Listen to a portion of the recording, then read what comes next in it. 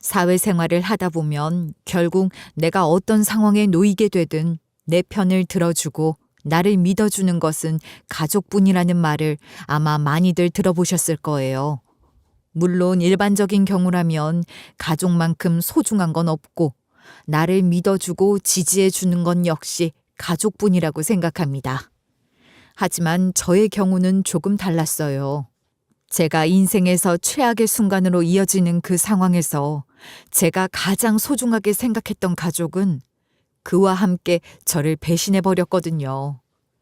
때에 따라서는 오히려 남과 같은 가족보다 오히려 가족 같은 남이 더 가깝고 감사할 수도 있는 것 같아요. 그러니 모두에게 가족이 무조건적으로 중요하고 믿어줘야 할 존재라고 이야기를 하기에는 무리가 있는 것 같기도 해요. 적어도 제 경우에 있어선 남보다 못한 것이 가족이었고 가족보다 더 나를 챙겨준 것이 남이었으니까요. 안녕하세요. 열심히 살다 보니 어느덧 인생의 황혼기를 맞이하고 있는 68세 평범한 대한민국의 여성이에요. 그 시절 여자가 공부를 하는 것도 쉽지 않았고 대학을 졸업하는 것도 쉽지 않았던 시절이었는데 감사하게도 저는 초등학교, 중학교, 고등학교를 모두 다 졸업한 후 심지어 사범대학교를 진학해 교사라는 번듯한 직업도 가진 그 시대 엘리트 여성이었어요. 제가 어렸을 때에는 정말 여자라는 성별을 가졌다면 원하는 공부를 하기도 어려웠고 심지어 대학 진학까지 한다는 건 사실 꿈도 꾸기 어려운 일이기도 했어요.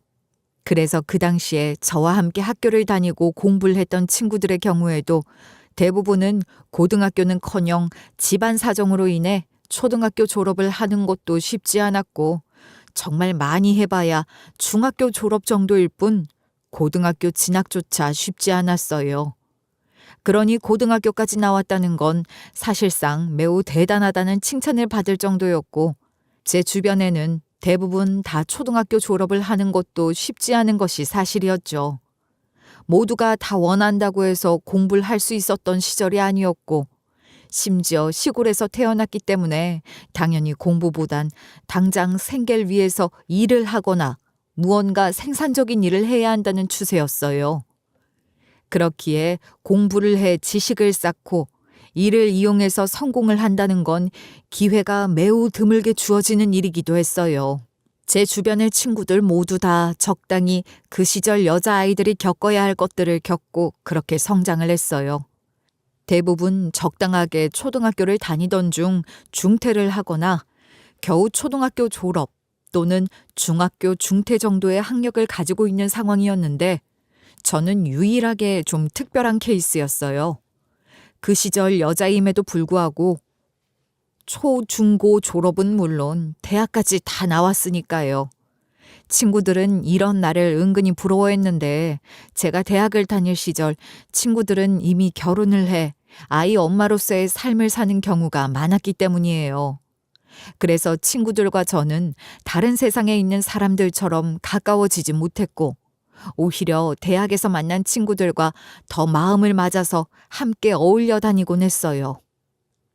제가 이렇게 모든 공부를 다 성공적으로 마치고 난 후 훌륭한 사람으로 성장할 수 있었던 건 모두 다 확실한 교훈과 가치관을 가진 채 저를 키워내셨던 저희 어머니 덕분이었어요. 당시 아버지와 어머니 그리고 남동생이 가족으로 함께 살았는데 우리 집 역시 딱히 특별하게 잘 사는 집도 아니었고 공부를 중시하는 엘리트 집안도 아니었기 때문에 사실 나 또한 공부를 제대로 할 수 없었을 수도 있어요. 하지만 우리 어머니의 경우에는 그 시절임에도 불구하고 매우 현명하게 똑똑하며 항상 앞날을 내다볼 수 있는 사람이셨는데 그 당시에도 늘 저에게 해주신 말씀이 있었어요. 이제 앞으로 금주 네가 살아갈 세상은 여성도 사회활동을 활발하게 하는 시대가 올 것이니 너도 뒤처지지 말고 미래를 준비해야 해. 에이, 그러는 날이 올까요? 지금도 이런 시기인데. 분명히 올 거야. 그러니 네가 공부가 하고 싶다면 엄마가 무슨 수를 써서라도 공부를 시켜줄 테니 포기하지 말고 해라. 여자가 무슨 공부야? 여자가 시집을 가면 남의 집 사람이 되는 건데 굳이 공부까지 가르쳐서 뭐하게? 아서라. 그럼 우리 금주가 저처럼 이렇게 집에 앉아서 남편 밥이나 차려주면서 살았으면 좋겠어요? 전 우리 금주 그렇게 키우고 싶진 않네요. 나 하나로 족해요. 동생 공부시키는 것도 힘이 드는데 너까지 대학까지 간다고 하면 생활이 너무 어렵고 힘들잖니. 네가 포기를 해야 한다. 그럼 제가 밖에 나가서 다른 일이라도 할게요. 여자도 배워야 현명해지고 결혼을 하더라도 문제없이 잘 사는 거예요. 그러니 공부 그만하란 이야기는 하지 마세요. 저도 공부하고 싶어요. 잘할 수 있고 시켜만 주시면 정말 실망시키지 않고 열심히 할게요. 그래, 그런 마음 가지고 공부하면 돼. 그리고 너도 사회에서 꼭 쓸모 있는 사람이 되어서 어려운 사람도 도우면서 그렇게 나누면서 살렴. 어머니도 그렇게 살고 싶으셨어요? 그럼 나도 꿈이 있었고 하고 싶었던 것이 많았지만 현실이 그렇지 못했어. 그래서 너만큼은 하고 싶은 것 후회하지 않게 다 해주고 싶구나.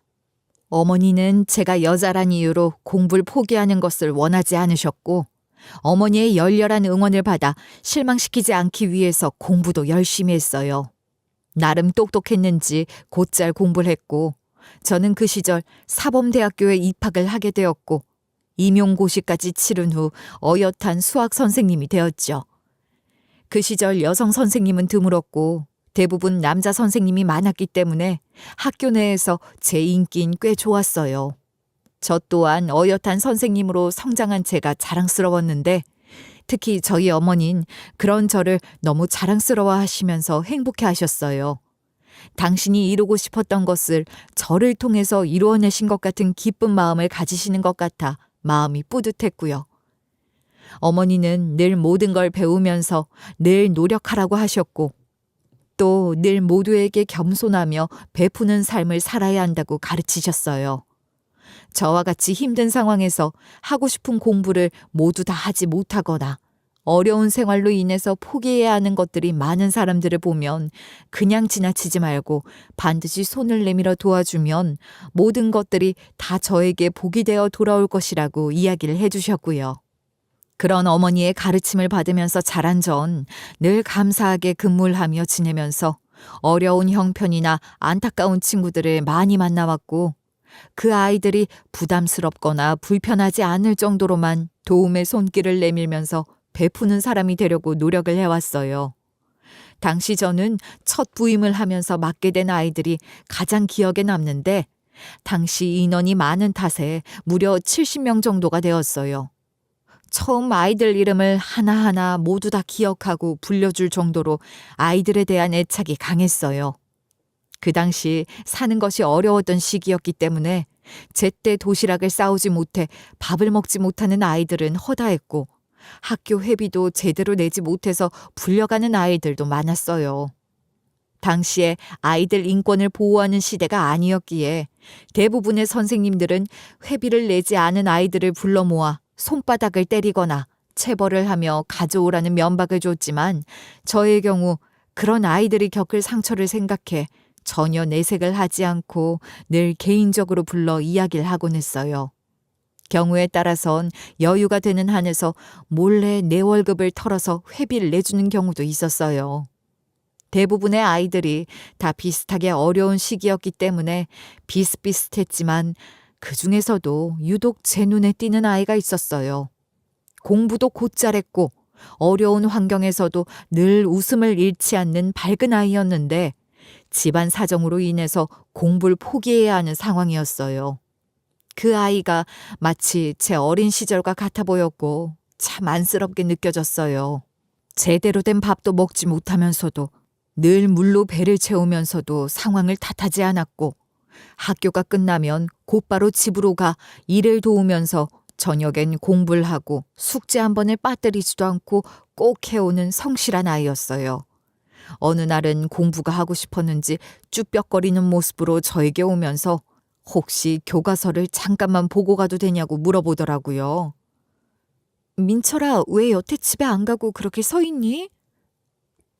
선생님, 혹시 저 그 책 조금만 보다가 집에 가도 되나요? 어? 이 책? 아, 수학책 말이니?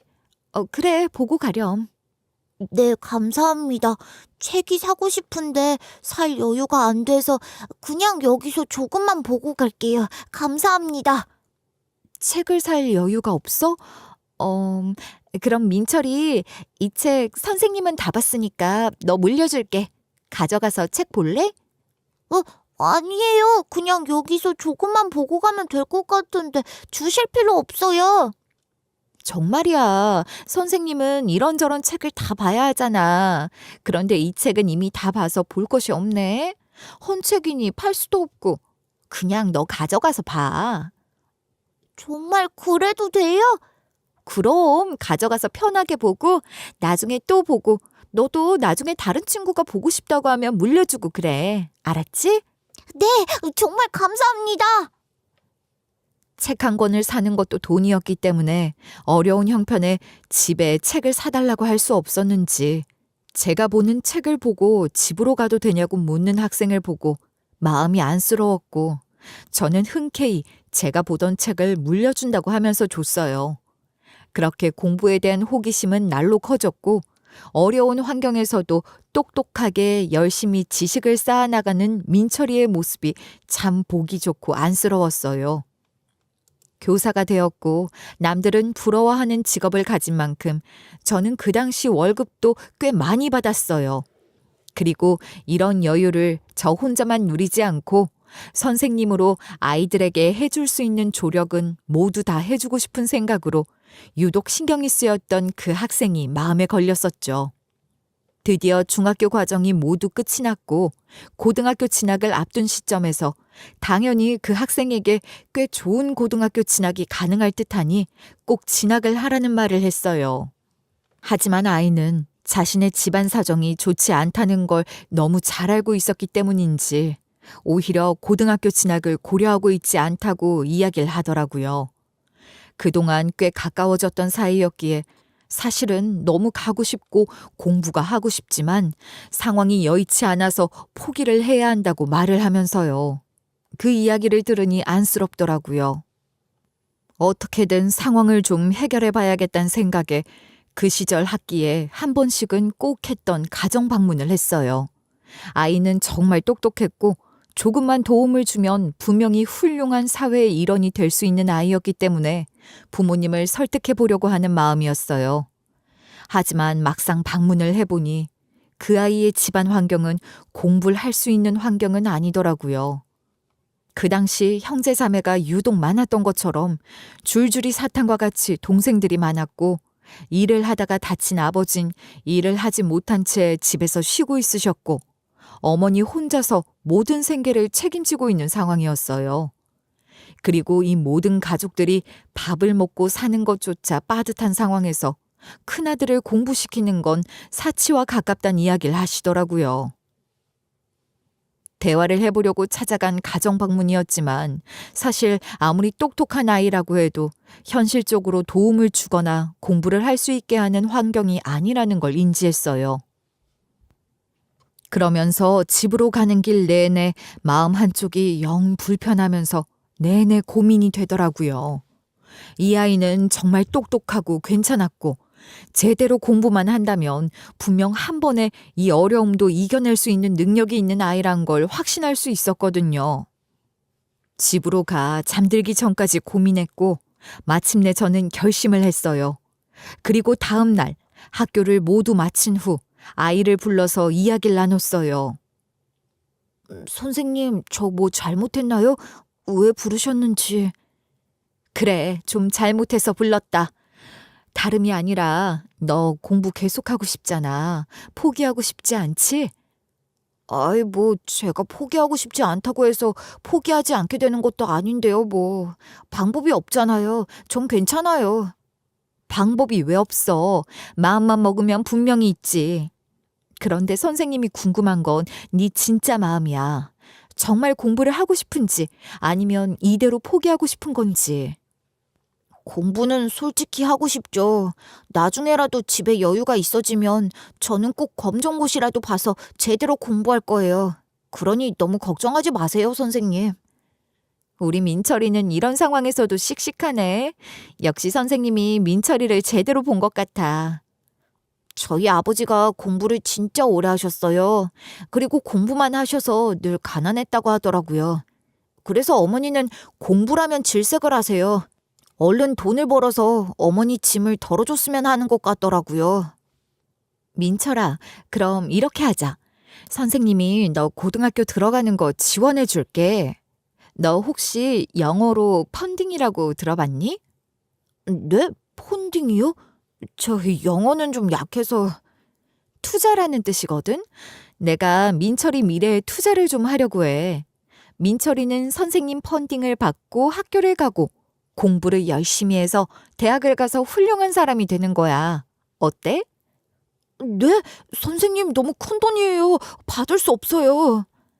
그냥 준다는 것 아니고 말 그대로 펀딩이야. 나중에 성공해서 꼭 선생님 어려울 때 도와주는 거야. 그러면 민철이가 좀 더 책임감을 가지고 공부를 하겠지? 그럼 제가 진짜 열심히 해서 선생님한테 은혜를 갚을 수 있도록 할게요. 제가 염치가 없지만 이렇게 기회를 주셨으니 정말 열심히 해볼게요. 감사합니다, 선생님. 그래, 나중에 꼭 갚아야 한다. 처음에는 제 제안을 난감해하는 것 같았지만 학생 역시 공부가 매우 하고 싶었던지라 투자와 같은 개념이고 나중에 꼭 갚아달라는 제 말에 생기가 돌면서 감사하다고 하더라고요. 다만 이렇게 지원을 해주고 있다는 사실 자체를 부모님이나 가족들에겐 알리지 않고 조용히 우리 둘만 아는 비밀로 하자고 제안을 했어요. 아무래도 지원을 받기 시작했다는 이야기를 가족들이 듣게 되면 먹고 살기도 힘든 형편에 그런 도움을 받으면 모두 다 가족들이 먹고 사는 데 쓰길 원할 가능성이 매우 높았기 때문이죠. 그 대신 집에서 고등학교 진학을 하면서도 공부도 그리고 부모님을 도와서 밭일도 하고 돈을 버는 일도 하면서 불만이 나오지 않도록 중간 역할을 잘 해야 하는 건 학생의 책임이고 몫인데 할 수 있겠냐는 질문을 했죠. 너무 밝은 얼굴로 학생은 잘해볼 자신이 있다고 이야기를 하더라고요. 사람이 너무 기분이 좋고 감사하면 눈물을 보이면서 우는 일도 있는데 그날 그 아이의 얼굴이 그랬어요.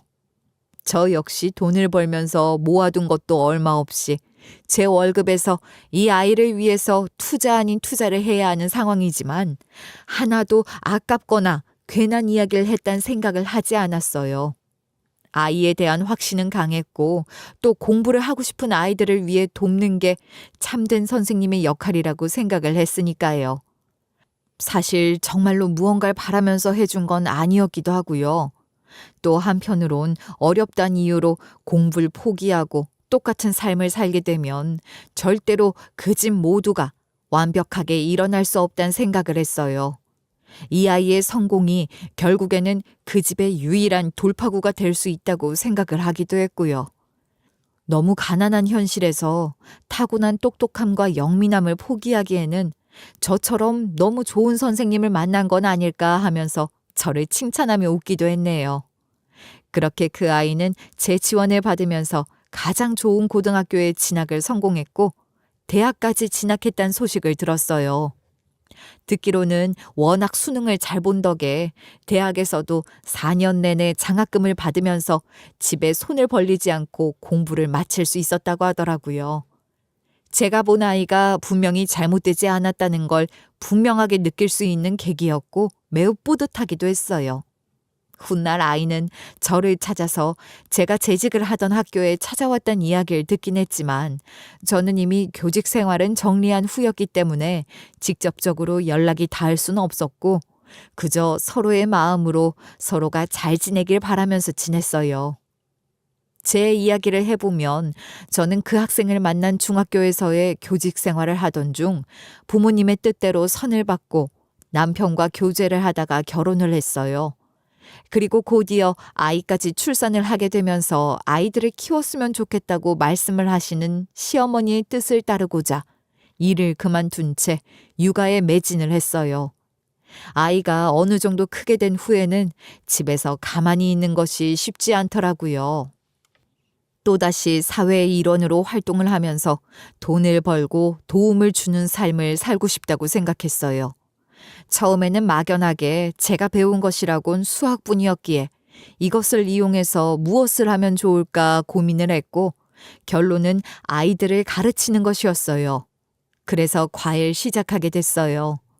과외를 한두 명씩 하다 보니 나름대로 제 교육 방식이 인기가 좋았고 잘 가르친다는 입소문이 나면서 결국에는 꽤 많은 아이들을 가르치게 되었어요.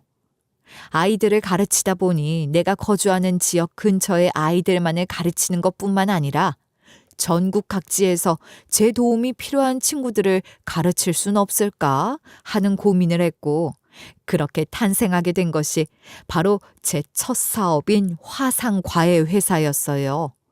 워낙 많은 아이들이 저에게 수업을 듣고 있었기 때문에 자본은 충분했고 충분한 마케팅을 통해서 결국 꽤 큰 회사로 커나가면서 저는 회사 경영인으로 꽤 큰 성공을 거뒀어요. 사업은 이래도 되나 싶을 정도로 승승장구했고 이런 상황이 영원할 것 같다는 생각이 들 정도였어요. 하지만 뭐든 올라가는 때가 있다면 내려와야 하는 때가 있듯 영원히 잘 될 것만 같았던 제 인생에도 시련은 오더라고요. 일을 하느라 매일매일을 바쁘게 살면서 아이 엄마로서 그리고 한 남자의 아내로 역할을 제대로 하지 못했다는 건 저도 인정해요. 나름대로 노력을 하면 될 것이라고 생각했는데 쉽지 않더라고요. 결국 온 정신이 사업에 집중되니 남편과의 사이는 날로 소원해졌어요. 그럼에도 저는 여전히 서로의 신뢰를 기반으로 우리 부부는 건재하다고 믿었었죠. 하지만 이런 생각은 온전히 저만의 착각이었더라고요. 제가 아무리 부부 관계를 유지하고 버티려고 노력을 한다고 해도 남편과 저의 생각이 전혀 다르다면 원하는 대로 흘러갈 수 없다는 걸 미숙하고 의욕만 앞섰던 저는 몰랐던 것 같아요. 남편은 저와의 생각과 다르게 저와의 이혼을 간절하게 원하고 있었더라고요. 바보같이 저는 그것도 눈치채지 못했고요. 내가 오늘은 할 얘기가 있으니까 일찍 들어와 달라고 했잖아. 아무리 바빠도 내 말 무시해도 되는 거야? 아, 미안. 내가 진짜 빨리 나온다고 했는데 갑자기 또 회의가 잡히는 바람에 정말 미안. 나는 당신 이런 모습이 싫은 거야. 나를 무시하고 가볍게 생각하고. 새삼스럽게 왜 그래? 미안하다고 하잖아. 화 풀고 밥 먹자. 우리 이혼하자. 나 더는 당신이랑 살기 싫어. 이렇게 사는 것도 지겹고. 이혼은 무슨 이혼이야. 내가 다음부턴 안 늦을게. 미안. 이렇게 내 말을 가볍게 무시하는 것부터 넌 나를 존중하지 않는다는 거야. 나 다른 사람 생겼어. 그 사람이랑 살아보고 싶어. 그러니까 이혼해줘. 뭐라고? 다른 사람? 그래, 너 그 여자랑 연애만 하면 되잖아. 꼭 결혼까지 해야겠니? 뭐야, 너 알고 있었어? 그러면서도 그냥 이렇게 나랑 결혼 생활을 유지했다고? 너 정말... 그래, 바람은 누구나 한 번쯤 흘러갈 수 있는 실수라고 생각하니까. 지금이야 그 여자가 한가하고 잘해주니 좋겠지만 결국 후회하는 건 당신이야. 모르는 척 해줄 테니 즐길 만큼 즐기고 정리해. 나를 다 안다는 것처럼 말하지 마. 적어도 그 여잔 너만큼 잘나지 않았지만 나를 이렇게 대하지는 않아. 그러니까 평생 상간녀로 두면서 만나라고. 이혼 같은 소리 하지 말고. 그거 하려면 복잡하고 나 시간 없어. 뭐 상간녀? 오히려 우리 결혼 생활이 더 상간녀 같이 사는 거 아니야? 이게 결혼 생활은 맞니? 이혼 안 해주면 나 소송할 거야. 그러니까 더 피하지 말고 이혼해줘. 당신 미쳤어? 그래도 나영이는 당신 딸이야. 그렇게 상처 주면서까지 그 여자한테 가고 싶다는 거야, 뭐야? 나영이가 내 딸은 맞아? 너를 똑 닮아서 나만 능력 없는 사람 만들고 무시하고 나는 정 없어 걔한테. 아빠라는 사람이 할 말이야? 정말 정 떨어진다. 남편에게 여자가 있다는 건 알고 있었어요. 하지만 한순간의 실수라고 생각했고 기다려주면 돌아올 줄 알았죠. 그런데 결혼을 해 딸까지 낳고 산 저보다 그 여자가 좋다는 말을 하는 남편을 보니 마음에 상처가 되더라고요. 남편은 계속해 이혼을 거부하면 이혼 소송을 불사할 것이고 내가 그렇게 끔찍이 아끼고 사랑하는 딸에게 모든 사실을 밝히겠다고 하더군요. 자신은 평생 딸을 보고 살지 않아도 된다면서요. 그 말에 남편에 대한 마지막 희망이 모두 다 사라졌어요. 더는 남편과의 결혼 생활을 유지할 이유가 없었고 저 또한 능력이 충분했기에 남편과 이혼을 빠르게 받아들인 후 정리를 했어요. 동시에 상간녀를 상대로 위자료 소송도 제기하면서 복수하는 것도 또한 잊지 않았죠. 상간녀는 소장을 받고 난 후 전 남편에게 잃은 것인지 전 남편은 화를 내면서 딸이 있든 상관없이 화를 내고 욕을 했어요. 악담을 퍼부으면서 언젠간 꼭 복수를 할 것이고 평생 잘 사는지 두고 보겠다면서요. 전 남편의 추악한 모습을 끝으로 우리 모녀와 전 남편의 인연은 끝이 났어요. 적어도 그때까진요. 나쁜 일은 왜 한 번에 몰려오는 건지 이혼 후 그 상처가 채 사라지지도 않은 상황에서 제가 운영을 하던 회사에 문제가 생기면서 경제가 어려워지고 동시에 급격하게 기울어지기 시작했어요. 그동안 어떻게 해서든 살려보려고 노력을 하고 제가 가진 재산을 모두 넣어가면서 적자를 막고자 노력했지만 너무 크게 벌려놓은 사업은 한 번 무너지기 시작하니 걷잡을 수 없이 무너지기 시작했는데 망하는 건 내가 쌓아올린 시간 대비 너무 한순간에 무너지더라고요. 급기야 월급을 줄 수 없어지고 임대료도 내지 못하는 상황이 오니 저는 결국 백기를 들고 포기를 해야 했어요. 그렇게 저는 빈털터리가 됐어요.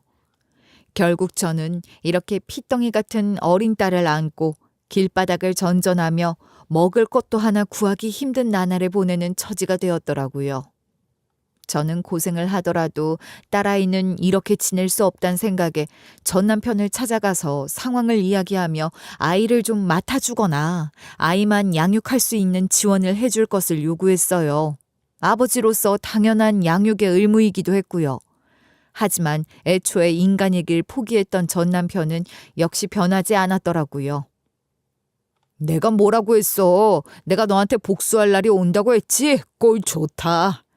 그래, 내 꼴은 내 꼴이고 당신의 딸이기도 한 나영이는 좀 챙겨주라고. 내가 왜?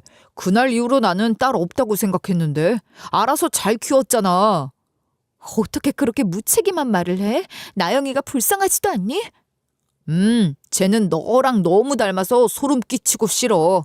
내 딸이라고 생각한 적 없으니까 나가서 같이 굶던지 죽던지 알아서 해.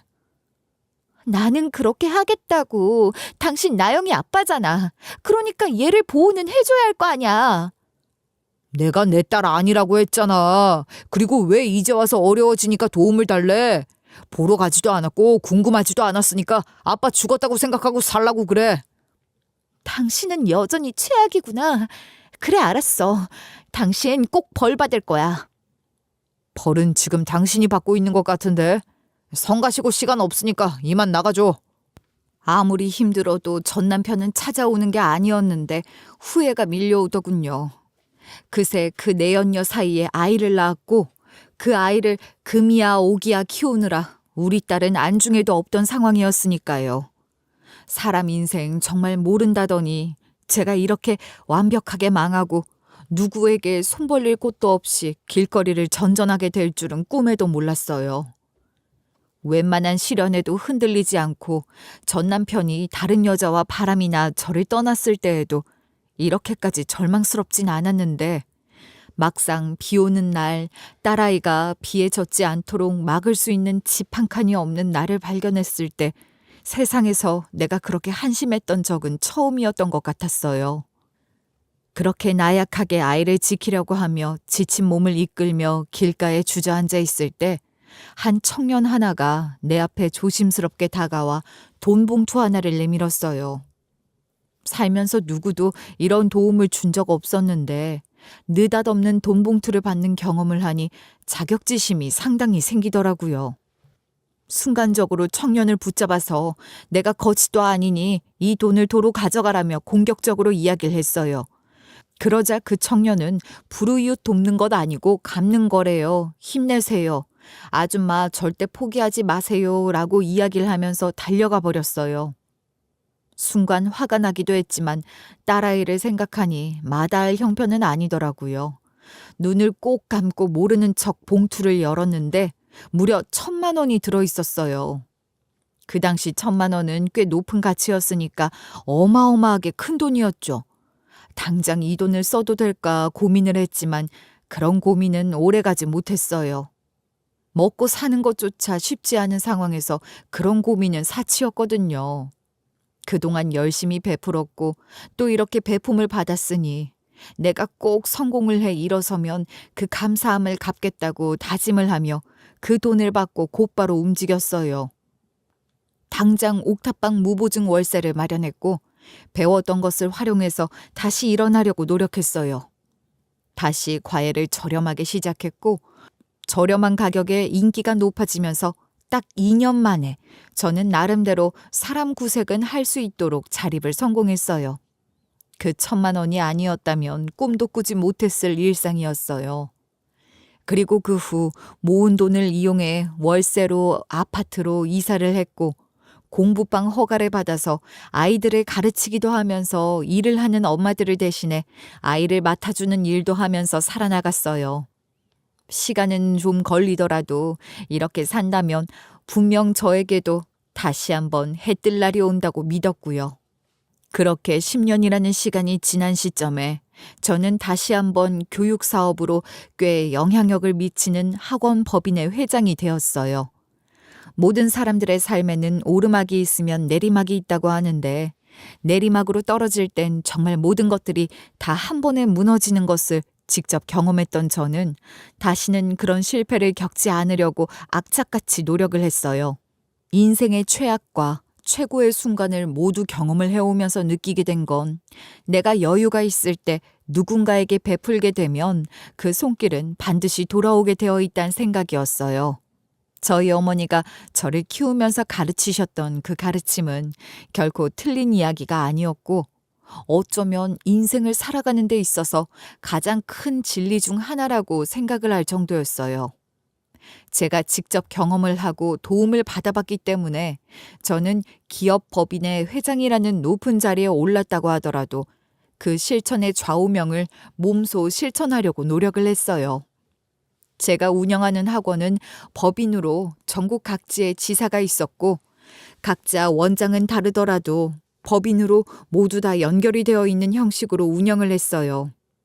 이에 저는 매년 전국 각지에서 생활이 어려워 공부를 하고 학원을 다니고 싶어도 다니지 못하는 아이들을 위해서 정기적으로 2반에서 3반 정도를 만들어 무료로 수강을 하고 배울 수 있도록 교육 봉사를 하는 프로젝트를 자체적으로 운영하고 있었어요.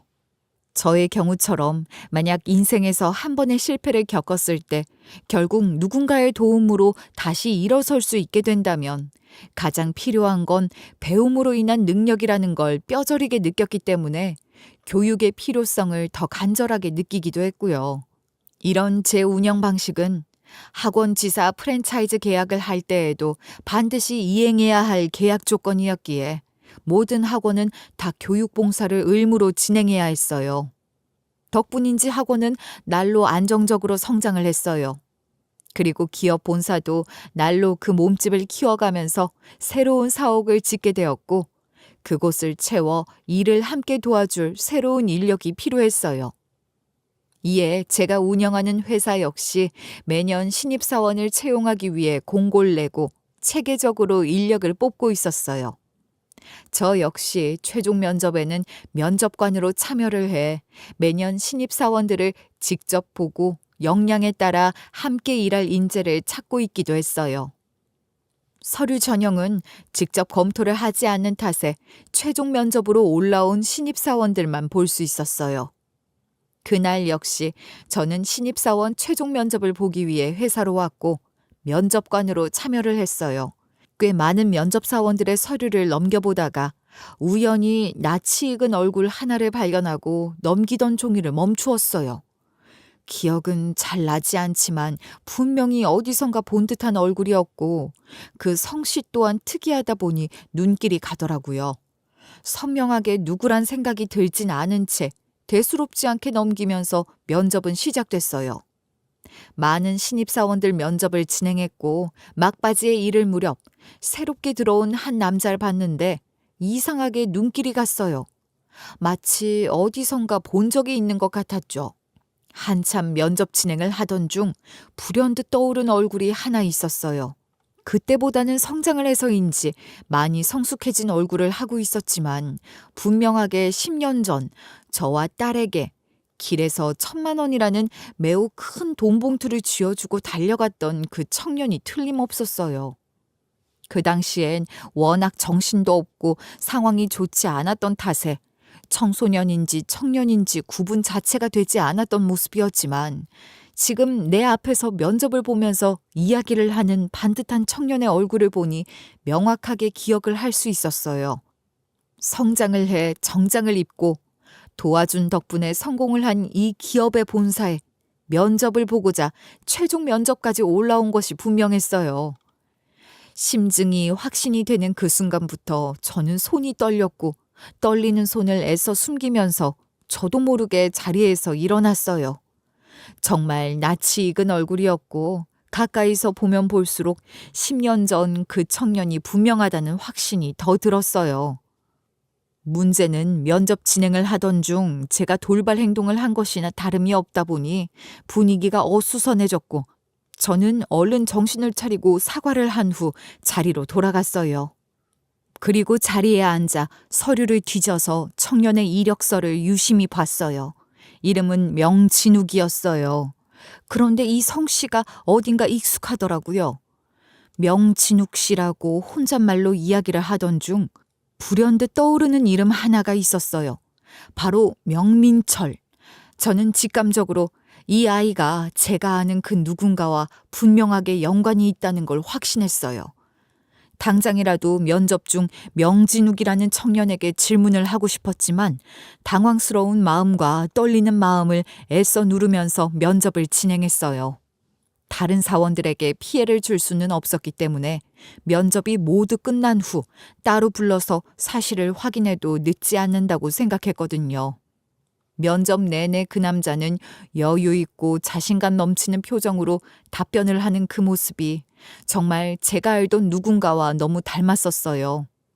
이력서를 보니 좋은 대학을 나와서 좋은 교육도 받고 건강한 가치관과 생각을 가지고 잘 성장한 영락없이 저희 회사가 찾는 인재였어요. 비단 저를 도왔던 그 청년이 아니라고 하더라도 회사에 꼭 필요한 인력이라고 생각했고요. 드디어 천년 같았던 면접이 모두 끝이 났고 저는 이례적으로 면접관 자리에서 일어나 그 남자를 잠시 불러 세웠어요. 그리고 실례가 될 수는 있겠지만 괜찮다면 개인적으로 물어볼 이야기가 있으니 혹시 시간을 좀 내어줄 수 있겠냐고 정중하게 물어봤어요. 남자는 다소 당황스러운 표정을 하면서 의아해했지만 기업 회장식이나 되는 사람이 나쁜 짓을 할 리는 없다고 생각했는지 흔쾌히 시간을 내어줬어요. 저 또한 불편한 이야기를 할 목적은 아니니 걱정은 하지 않고 꼭 와줬으면 한다며 시간과 장소를 알려줬어요. 그리고 그 남자는 제 말을 듣고 약속한 시간에 제가 있는 본사의 화장실로 방문을 해줬어요. 어색한 듯 제 방으로 들어섰고 저는 청년이 오자마자 반갑게 맞이하면서 질문을 했어요. 어서 와요. 정말 아까 이야기하고 싶은 것을 참느라 힘들었네요. 혹시 저 기억해요? 저는 회장님을 전혀 뵌 적이 없는 초면입니다. 혹시 저를 아시나요? 네, 그럼요. 그 10년 전 길에서 돈 봉투를 주고 갔던 이제 기억나요? 10년 전? 봉투. 아, 맞아요. 기억나요. 그분이 설마 회장님이신 겁니까? 네, 맞아요. 많이 변했죠. 우선 저는 명진욱 씨 도움 덕분에 다시 일어날 수 있었고 지금 이렇게 기업 회장까지 운영하고 있게 됐어요. 정말 이건 전부 다 명진욱 씨 덕분이에요. 그런데 성이 좀 특이해서 혹시 아버지가 명민철 씨 맞나요? 네, 성이 좀 특이해서 다들 잘 기억을 하시더라고요. 저희 아버지 성함이 맞으십니다. 그럼 혹시 명민철이라는 아버지가 동화중학교를 나온 그 학생이 맞나요? 죄송하지만 제가 아버지 중학교까지는 잘 모릅니다. 그런데 확실한 건 그날 돈 봉투를 회장님께 가져다 드리라고 한 건 저희 아버지가 맞습니다. 남자의 마지막 말을 들은 저는 가슴이 쿵 내려앉았어요. 제 머릿속에 떠오른 건 교사 시절 유독 애착을 가지며 도왔던 학생 이름이 명민철이었거든요. 저는 떨리는 마음으로 남자의 손을 잡고 정말 괜찮다면 아버지를 만나고 싶은데 도와줄 수 있겠냐고 물었어요. 그러면서 제 이름을 이야기하며 아버지가 내가 생각하시는 그분이 맞다면 아마 제 이름을 듣고 분명 반가워하시며 아실 것이라고 했어요. 그러니 번거롭더라도 집으로 가서 아버지께 제 이야기를 꼭 해주시고 만날 수 있게 도와달라고요. 그러면 이 은혜를 정말 잊지 않겠다고 했어요. 유독 간절해 보이는 제 눈을 보고 남자는 알겠다고 답을 했고, 그렇게 집으로 간 후 얼마 지나지 않아 모르는 전화번호로 연락이 왔어요. 그리고 그 주인공은 다름 아닌 제가 중학교 시절 예뻐했던 제 제자인 명민철이 맞았어요. 전화를 받자마자 선생님, 이런 우연이 있을까요? 라고 말하면서 격앙된 목소리로 이야기를 하더라고요.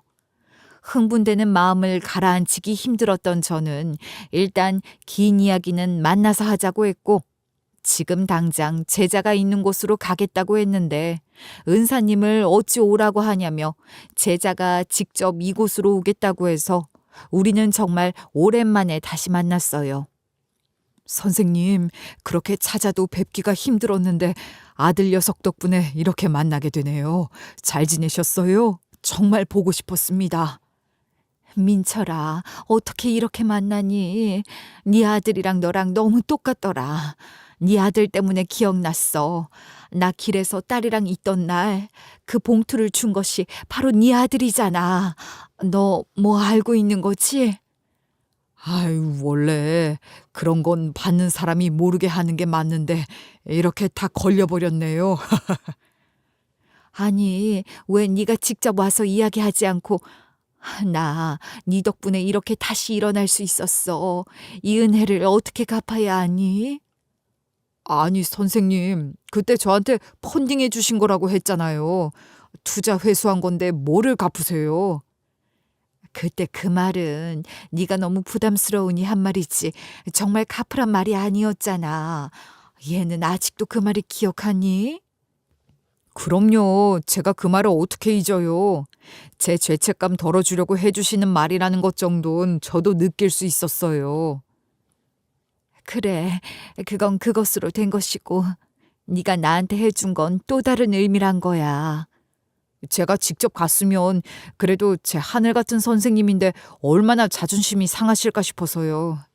그리고 저는 선생님 덕분에 이렇게 학기 중에 사법고시 합격도 하고 판사까지 됐는데 제가 가만두고 볼 수 있겠나요? 그것보다 훨씬 더 큰 도움을 줬잖아. 나는 선생님이었으니 당연히 해야 할 일이지만 넌 그렇지도 않았는데 정말 너무 고맙다. 저 그때 정말 어려웠는데 공부 너무 하고 싶었어요. 그 마음 제대로 알아봐 주시고 그렇게 고등학교 내내 회비, 교복, 가끔 용돈까지 챙겨주시던 선생님의 은혜, 고작 그 1,000만 원으로는 부족하죠. 그렇게 말을 해주니 도움을 받은 건 나인데 내가 더 몸둘 바를 모르겠구나. 선생님께 배운 건 공부뿐만이 아니라 가진 것을 베풀고 나누어야 한다는 삶이었어요. 덕분에 이렇게 바르게 컸는데 그 은혜를 어떻게 갚아야 할지 막막했어요. 그런데 우연히 선생님 기사를 본 거예요. 그래서 검색을 해봤는데 안 좋아지셨다고 하더라고요. 이런 이야기를 하며 제자는 계속해 말을 이어나갔어요. 자신은 저 덕분에 이렇게 풍요롭고 감사한 삶을 살고 있는데 어려운 시기를 겪고 있는 저를 보고 차마 모르는 척할 수가 없었다고 했어요. 직접 가서 도움을 주긴 어려우니 고민 끝에 자신의 아들을 시켜서 도움을 드렸고 그로 인해서 분명히 다시 일어설 수 있으실 거라는 생각을 믿었고 의심하지 않았다고 했어요. 물론 알고 보니 당시에만 도움을 준 건 아니었어요. 제가 공부방을 운영하는 걸 알게 되고 주변 지인들의 아이들을 소개하기도 하면서 열심히 홍보 아닌 홍보도 해왔더라고요. 어쩐지 입소문이 났다면서 찾아오시는 분들이 당시 많았는데 그게 다 제자의 작품이라고는 전혀 생각도 못했네요. 제자의 진솔하고도 솔직한 이야기를 들으니 저도 모르게 눈물이 흐르면서 고마운 마음과 함께 제가 인생을 헛되게 산 것은 아니구나라는 생각을 했어요. 무너지고 또 무너지는 경험을 해도 제자에게 은혜를 돌려받는 기회로 이렇게 다시 살아갈 힘을 얻게 되는 일이 있다는 것은 아마 누구도 쉽게 경험해보지 못하는 일이라고 생각이 들었기도 하고요. 한편으로는 결국 제가 제자에게 해줄 수 있는 건 없었다는 점에서 미안하기도 하고 가슴이 미어지기도 하더라고요. 그런 제 마음을 알았는지 제자는 먼저 선수를 치면서 그깟 돈 1,000만 원과는 바꿀 수 없는 제 인생의 은인이기 때문에 절대 부담을 가지실 필요도 없고 오히려 제 아들을 이곳에 입사를 한 김에 무일푼으로 한 10년은 봉사를 해도 모자란 것 같다며 너스레를 떨며 웃었어요. 제자의 말을 듣고 저 또한 울다가 웃었고 제자의 아들에 대한 이야기로 자연스럽게 넘어갔어요. 아들이 마침 교육 컨설팅에 관심이 많았고 그래서 졸업 후 이 학원을 적극 추천한 곳도 바로 제자라고 하더라고요. 아무리 제 아들이라고 하더라도 실력으로 들어왔고 낙하산은 절대 안 되니 냉정하게 봐주시고 가르쳐달란 말을 했어요.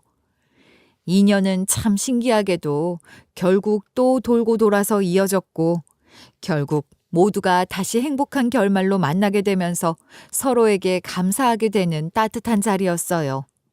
사필귀정이라는 말이 있듯 결국 처음부터 모든 것들이 다 올바르게 돌아가지 않는 것처럼 보이고 막막한 상황이라고 해도 결국 모든 일은 반드시 제자리로 돌아갈 수 있다는 말이 맞듯 힘들고 괴로웠던 일들이 모두 지난 후에 결국 모두 다 제자리로 돌아와 안정을 찾게 되었어요. 제가 교사 시절 어떤 대가도 바라지 않고 나누었던 마음이 결국엔 제 인생의 최악의 순간에 저를 구해주는 확실한 동아줄이 되었다는 것을 느끼면서 관계의 중요성과 나눔의 소중함을 한 번 더 느낄 수 있는 계기가 되었기도 했어요. 나를 도와준 사람을 전혀 모르고 살았다면 모르겠지만 이제 그 은인을 찾았고 그 사람이 다름 아닌 내 교사 시절 제자라는 사실을 알게 되었기 때문에 이런 사실을 그저 고마워하는 것으로 마무리 지을 순 없었어요. 이제는 어떤 것들이라도 해줄 수 있는 능력이 있는 상황에서 제가 해줄 수 있는 모든 도움은 아낌없이 주고 싶었어요. 문제는 어떻게 도움을 줘야 하는지에 대해서 전혀 감이 잡히지 않고 있었던 것이죠. 이에 대해서 제자를 만나 식사 자리를 마련하며 도와줄 수 있는 부분에 대해 편하게 이야기해 줄 것을 제안했지만 한사코 거절을 하며 서로의 마음을 확인한 것이면 됐고 이를 또 갚으려고 하신다면 이 관계가 변질될 수밖에 없다고 이야기를 하며 거절을 하더라고요. 하지만 이는 어디까지나 제자의 생각일 뿐 제 입장에서는 생명의 은인과도 같았기 때문에 반드시 갚고 싶었어요. 결국에는 당시 저에게 돈 봉투를 주며 힘을 내라고 말을 해주던 천사 같던 제자의 아들을 회사로 입사를 시켰어요. 물론 꼭 제 입김이 아니더라도 수석으로 입사가 가능한 인재였기에 이 부분에 대해서는 모두 다 이견이 없었죠. 다만 제가 할 수 있는 선에서 좋은 조건을 부여하고 싶었기에 나이에 비해 다소 높을 수 있는 직급 자리와 연봉 그리고 처우를 제공해 주기 위해서 제안을 했어요. 이러한 제 제안을 거부하기엔 매력적이었고 이에 아들 역시 흔쾌히 즐거워하면서 제안을 받아들일 것이라고 생각을 했는데 그의 입에서 나온 답변은 정말 의외였어요. 입사를 축하하네. 이번에 우리 회사 상무 정도로 직급을 올리고 연봉도 처우도 그렇게 해주려고 하는데 괜찮니? 아닙니다. 저는 그 자리에 올라가 있을 역량이 아직 되지 않고 배울 점도 많아요. 그 자리에 맞는 분들을 찾아주시고 저는 처음부터 배우겠습니다. 그래도 내가 해줄 수 있는 최선의 처우라고 생각하는데 거절하면 내가 민망할 것 같은데. 어렸을 때부터 내 분수에 맞게 살아야 한다는 것이 아버지 가르침이셨어요. 그렇기에 제 실력보다 높은 직급은 분수에 맞지 않고 그 자리가 불편할 것 같습니다. 내가 아버지에 대한 빚을 좀 갚고 싶어서 제안한 자리인데 이것도 쉽지 않구나. 제안은 감사하지만 정중하게 거절하겠습니다. 그리고 아버지가 하신 일에 대해 제가 그 보상을 받는다는 것도 사실은 맞지 않는 말 같습니다. 자네 정말 아버지랑 똑 닮았구나. 이런 청년이 있으면 우리 딸 소개를 해주고 싶을 정도야. 그러면 내가 어떤 도움을 주면 좋을까? 편하게 이야기해봐. 혹시 아버지만 동의를 하신다면 그 도움에 대해 제가 받는 대신 제가 제안을 드리는 프로젝트를 맡겨주시고 진행해 보실 수 있게 도와주실 수 있을까요? 프로젝트? 그건 뭐 어렵지 않지. 어차피 우리 회사에 좋은 영향을 미치는 일이 될 텐데 이게 자네에게 도움이 되려나? 네, 충분히 도움이 될 것 같습니다. 그럼 아버지에게 여쭤본 후 다시 말씀드리겠습니다. 제자의 아들과 대화를 해본 나는 정말 감탄을 했어요. 세상에 이렇게 괜찮게 큰 사람이 없구나 싶었고 정말 마음에 쏙 들면서 가능하다면 사이 삼고 싶을 정도였으니까요. 아들에게 며칠간 여유를 줬고 아버지와 깊은 대화를 나눈 후 아버지 역시 이러한 제 프로젝트 제안에 동의를 하셨다고 하면서 제안서를 만들어 보고를 시작했어요. 그 프로젝트는 다소 놀랍긴 했지만 제자 부자다운 것이라고 생각을 해 저도 모르게 웃음이 났어요. 저와 제자 부자 모두가 서로가 힘든 시기에 손을 내밀어준 누군가에 의해 다시 살아갈 수 있는 힘이 생겼고 인생이 바뀌게 된 것처럼 지금도 어려움 속에서 제대로 된 꿈을 펼치지 못한 채 하루를 살아가는 많은 아이들이 있고 그 아이들을 위해서 기업 차원에서 나서서 도움을 주는 것을 큰 골자로 하는 프로젝트였거든요. 저는 이미 교육 사업을 하면서 어려운 아이들을 위해서 반을 개설해 수강을 할 수 있도록 도와주는 프로젝트를 운영하고 있었기 때문에 그 제안은 새로웠기도 하지만 관심이 가는 주제이기도 했어요. 이렇게 작은 단위로 도움을 주는 것을 더 확장시키고 하나의 자선단체를 만들어서 매년 기부도 하고 교육 봉사도 하면서 아이들에게 교육이라는 측면에서 회사가 해줄 수 있는 많은 것들을 개발해 봉사를 하는 것이 어떻겠냐는 제안이었어요.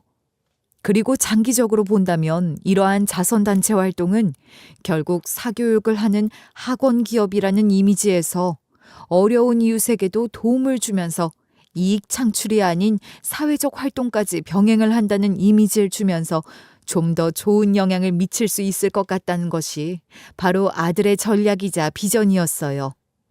회사 이미지 측면에서도 손해보지 않을 부분이었고 매년 어느 정도의 예산만 기부하듯 투자한다면 충분히 실현 가능한 프로젝트라는 생각을 했어요. 아들은 아주 자신 있는 눈빛으로 믿어만 주신다면 직접 프로젝트를 기획하고 운영을 하고 실제로 진행해 보면서 시행착오를 경험하고 제대로 갖춰진 하나의 제도를 만들고 싶다는 포부를 당당히 밝혔어요. 저는 결국 저희 관계보다 더 많은 아이들에게 기회를 제공할 수 있는 제도라는 생각에 흔쾌히 수락을 하고 사업 구체화를 위한 진행을 하자고 했어요. 결국 우리 모두는 각자의 롤모델로부터 배운 대로 대를 이어나가면서 베풀고 도움을 줄 수 있도록 하는 방식으로 감사함을 퍼뜨리기로 했어요. 이러한 프로젝트는 큰 성공을 거두었고 덕분에 학원 법인 기업으로는 유일하게 착한 기업이라는 이미지를 얻으면서 하루가 다르게 성장을 했고 결국 교육계에서는 유일무이한 학원 브랜드로 자리매김을 하게 되었어요. 결국 도움을 주고 싶어서 제안을 했던 일로 제자 부자에게 또다시 도움을 받고 저 또한 긍정적인 이미지를 얻어서 이익을 얻게 된 것이나 다름이 없어졌던 것이지요. 저는 이 인연을 시작으로 제자와 아들 부자와 깊은 인연을 맺으면서 지금까지도 교류를 하며 지내고 있어요. 제자의 아들은 제자보다 훨씬 더 괜찮은 친구였고 유독 마음에 들었던 전 은근슬쩍 우리 딸과의 자리를 마련하게 해줬고 제가 바라는 대로 둘은 처음 본 순간부터 서로에게 반했는지 정식으로 교제를 시작하고 있는 것 같아요. 아직 정식으로 이야기는 하진 않았지만 조만간 좋은 소식이 들리지 않을까 제자와 은근슬쩍 이야기를 나눴거든요. 제자 또한 사회의 일원으로 성장했고 더는 내 도움 없이도 멋진 사람이 되었다는 것을 보면 뿌듯하기도 하고 감사한 마음이 드는 요즘이에요. 제자는 그 시절 제가 봤던 것과 같이 똑똑한 아이였고 대학을 진학 후 2학년 때 사시 1차를 합격하고 최연소 판사로 부임을 했다고 하니 역시 제 눈은 다르지 않았던 것 같아요. 지금은 모두 다 결혼도 하고 행복하게 가정을 이루며 바르고 잘생긴 아들까지 낳아서 살고 있는 모습을 보니 보기 좋고요. 저 역시 그날 제자의 도움으로 인해서 어려운 시기를 모두 다 이겨내고 기업 회장 소리를 들으면서 할머니이지만 대우를 받으며 여성 CEO로 소개되는 잡지 인터뷰도 할 만큼 꽤 유명한 사람이 되었답니다. 게다가 제자 아들과 함께한 프로젝트 덕분에 사교육판에서 사회적 기업이란 이미지를 얻으면서 착한 기업으로 선정이 되었고 인지도가 높아져 언론의 관심을 받기도 했고 감사하게도 상을 타기도 했어요. 이러한 프로젝트의 결과에 대한 보상으로 제자에게 높은 직급 제안을 했고 연봉도 제안했지만 역시 거절을 했고 회사 컨설팅 부서에서 좀 더 많은 경력을 쌓아서 높이 올라가겠다는 포부를 보이면서 활발하게 근무를 하고 있어요. 사람이 유명해지면 온갖 인연들이 연락을 해오고 질척거린다고 하더니 전 남편 역시 잡지와 언론에 소개가 된 저를 보고 뒤늦게 연락을 해오면서 친한 척을 하더라고요. 하지만 제가 가장 힘들었던 그 시절 딸아이를 무참히 외면했던 전 남편은 더 이상 저희 인생에서 중요하지 않은 사람이었기 때문에 저를 만나러 올 기회조차 얻지 못했어요. 이래봬도 저는 회장이고 비서도 있기 때문에 쉽게 만나고 싶다고 만날 수 있는 사람도 아니거든요. 그걸 간과했는지 무작정 찾아와서 자신이 전 남편이고 회장의 딸의 친부라며 소리를 지르고 난동을 피웠지만 경비를 불러 쫓아내고 다시 찾아온다면 그땐 법적 대응을 하겠다고 경고를 하고 내보냈어요. 들리는 이야기로는 당시 죽을 것 같이 사랑했던 내연녀와는 결국 또다시 헤어졌고 가족도 없이 호라비처럼 살면서 지내던 중 우연히 저와 딸을 보게 되면서 이제서야 덕을 좀 보고 싶었는지 연락을 해온 것 같더라고요. 하지만 전 남편을 위해 내어줄 시간이 단 1초도 없었던 저는 만남조차 성사되지 않도록 막았고 그렇게 정리를 했네요. 자신의 상황을 합리화하고 이야기를 하고 싶었겠지만 제가 아는 전 남편은 버려질만 했으니 버려졌을 것이고 우리 또한 그런 이유로 전 남편을 버렸으니 또 찾아오지 말았으면 한단 말을 전해달라고 했으니 알아들었을 것이고요. 요즘처럼 각박하고 개인주의가 상당히 강한 세상에서 이런 이야기를 듣는다면 설마 정말 이런 일이 있을 수 있을까 싶은 생각이 드실 것 같아요. 하지만 아직도 세상이 잘 돌아가고 있는 건 각박함 속에서도 이렇게 좋은 사람들이 있기 때문이라는 건 60이 넘은 나이까지 살아보니 새삼 느끼게 되는 것 같아요.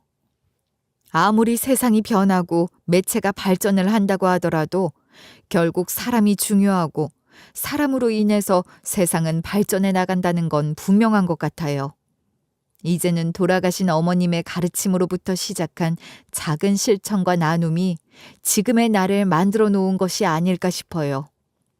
저도 제 딸에게 어머니가 가르쳐준 사랑과 나눔에 대한 마음을 잘 가르치고 감사하면서 살도록 알려주면 제 딸 역시 나눔의 행복을 알면서 행복하게 살 수 있는 사람이 될 수 있을 것이라고 굳게 믿고 지금도 그렇게 잘 성장해 주었다고 믿고 있어요.